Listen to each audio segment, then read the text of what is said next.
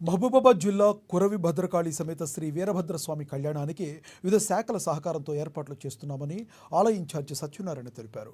మహాశివరాత్రి పర్వదినం రోజున భద్రకాళి సమేత వీరభద్రస్వామి కళ్యాణ మహోత్సవానికి సుమారుగా 50,000 మంది భక్తులు హాజరవుతారని అంచనా వేశారు. భక్తులకు ఇబ్బందులు కలగకుండా చలువ పందిర్లు, వాటర్ సదుపాయాలు, వాహనాల పార్కింగ్ ఏర్పాటు చేస్తున్నామని వారు తెలిపారు. ఈ కళ్యాణ మహోత్సవంలో భక్తులు అధిక సంఖ్యలో పాల్గొని విజయవంతం చేయాలని కోరారు.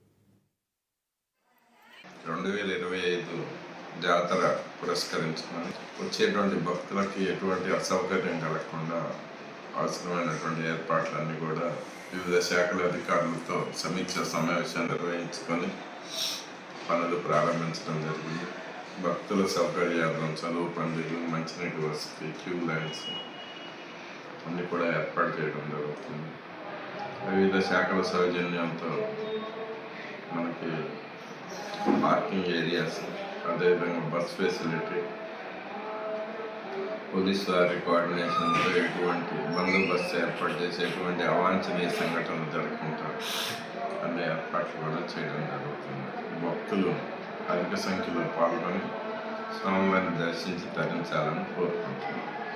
16 రోజులకు గాను సుమారు 50,000 మంది స్వామివారిని